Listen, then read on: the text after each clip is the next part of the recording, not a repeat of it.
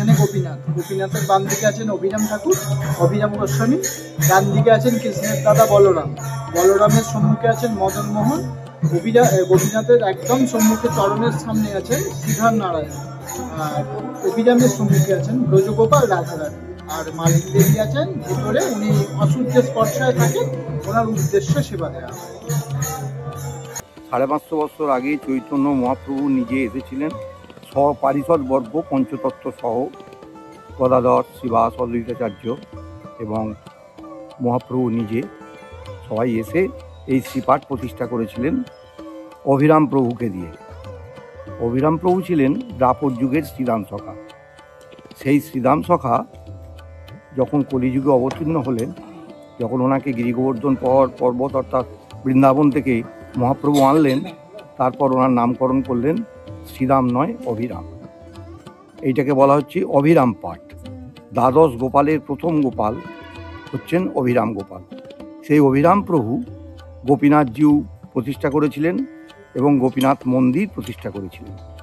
সামনে যে পুষ্করিণী দেখতে পাচ্ছেন, এইখান থেকেই এটাকে বলা হয় অভিরাম কুণ্ড, এবং উনি স্বপ্নাদেশ পেয়ে গোপীনাথকে ওখান থেকে উদ্ধার করেছিলেন গুপ্তভাবে।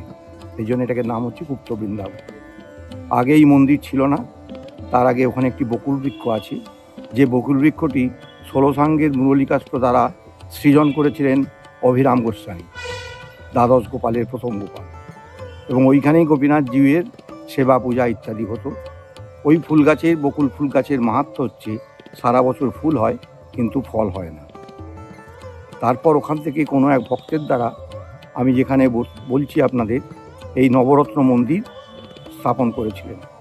এই নবরত্ন মন্দির স্থাপন করার পর প্রভু অভিরাম গোপীনাথ জিউকে এইখানে এনে প্রতিষ্ঠা করলেন এবং সেবা পূজার সমস্ত করতে লাগলেন এই মন্দিরে, নবরত্ন মন্দির।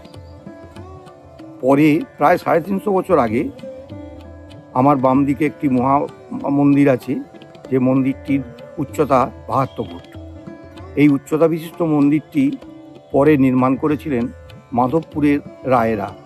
গোপীনাথের কাছ থেকে স্বপ্নাদেশ পেয়ে, অভিরাম প্রভু স্বপ্নাদেশ পেয়ে ওনারা ওই 72 ফুট উচ্চতা বিশিষ্ট, এক চূড়া বিশিষ্ট ওই মন্দিরটি নির্মাণ করেন। এবং সেই মন্দিরটি এমনভাবে নির্মাণ করা হয় যাতে মাধবপুরের রায়েরা ওই মন্দিরটি সম্পূর্ণভাবে চূড়াটি দর্শন করতে পারে ওনার বংশ পরম্পরায়। সেইভাবে নির্মিত করেছিলেন। করার পর নবরত্ন মন্দির থেকে প্রভুর নির্দেশ অনুযায়ী এবং স্বপ্নাদেশ অনুযায়ী ওই মন্দিরে সেবা পূজা চলতে লাগলো। অর্থাৎ এই মন্দিরটির বয়স প্রায় 550 বছর এবং ওই মন্দিরটির বয়স প্রায় 350 বছর। আমাদের নিত্য সেবা প্রতিদিনের হয়। সকালবেলা প্রাতঃকালীন সেবা হচ্ছে, আগে স্নানাদি হবে, স্নান করানো হবে প্রভুকে, গোপীনাথ জিউকে এবং অন্যান্য গোপালদের, তখন শয়নে থাকবে। গোপীনাথ জিউকে স্নান করানো হবে এবং পরে শৃঙ্গার করা হবে। এবং প্রত্যেকটি গোপাল যে আছে দেখছেন আমাদের রত্ন সিংহাসনে, ওই সিংহাসনে প্রত্যেক গোপালকে নিয়ে আসা হবে এবং ওনাদের উদ্দেশ্যে স্নান করিয়ে সেবার বাল্যকালীন সেবা 11টার মধ্যে আমাদের বাল্যকালীন সেবা হবে। এরপরে 1টা থেকে 1:30টার মধ্যে আমাদের অন্নভোগ হবে। নিত্য চালের যেমন অন্ন হয়, সে অন্ন, শাকের একটি তরকারি, শাক কম্পালসারি, শুক্তো কম্পালসারি, ডাল কম্পালসারি করতেই হবে। আপনি যত গরিবই হন, যত ছোটই করুন, 50 জনেরই করুন, 1 জনেরই করুন, 5 জনেরই করুন, কিন্তু প্রভুর এই সেবা অন্নভোগ, শাক, শুক্তো, ডাল, একটা ডালনা হবে, আলু পটল, না হলে আলু এঁচোড়, না হলে আলু ছানা, না হলে আলু পনির ইত্যাদি হবে। তারপর ভাজা হবে, 9 রকমের ভাজা, কমপক্ষে 9 রকমের ভাজা দিতে হবে। এবং তারপর হবে একটি অম্বল চাটনি এবং পায়েস। এই সপ্ত ব্যঞ্জন সহকারে প্রভুর নিত্য সেবা, নিত্য ভোগের ব্যবস্থা আছে। তারপর বিকেল 4:30টার সময় আমাদের মন্দির আবার পুনরায় খোলা হয়। তখন বৈকালীন সেবা, ক্ষীর ছানা সহযোগে 5 রকম ফল ইত্যাদি দিয়ে সন্ধ্যারতি 5:30 থেকে 5টা, 5:30। এবার শীতকালে একটু আগে হয়ে যায়, নাহলে 6টার মধ্যে আমাদের আরতি আরম্ভ হয়। তারপর রাত্রি 7:30, পৌনে 8টায় ঠাকুরকে শীতল সেবা দেওয়া হয়। লুচি, ক্ষীর ছানা, সন্দেশ ইত্যাদি সহযোগে নিত্য সেবা এটি দেওয়া হয় এবং দিয়ে ঠাকুরকে শয়ন দেওয়া হয়। নেক্সট আমি বলতে চাইছি, সেটা হচ্ছে আমাদের অনুষ্ঠান।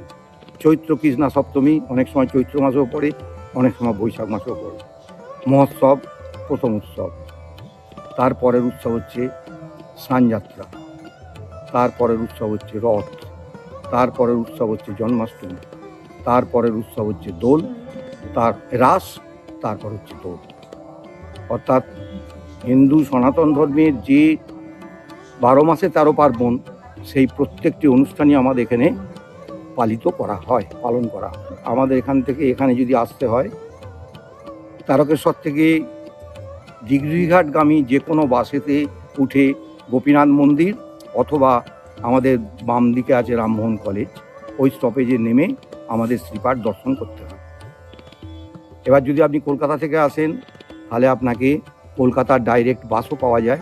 আমাদের এখানে রাধানগর কলকাতা বাস আছে, বারাসত গড়ের ঘাট একটি বাস আছে, সেই বাসেতেও আপনি ডাইরেক্ট ওই বারাসত গড়ের ঘাট বাসেতে কলকাতা থেকে ডাইরেক্ট আপনি গোপীনাথ মন্দির বা রামমোহন কলেজ একই স্টপে, ওই স্টপেজে এসে নেবে আমাদের শ্রীপাঠ দর্শন করতে পারে। বৃন্দা দেবী কি জয়, হরে কৃষ্ণ মহামন্ত্র কি জয়, নাম হট্ট কি জয়, কলিযুগের যুগ ধর্ম হরিনাম সংকীর্তন কি জয়, অনন্ত কোটি বৈষ্ণব বৃন্দ কি জয়, সমবেত গৌর ভক্ত বৃন্দ কি জয়, জয় জয় নিতাই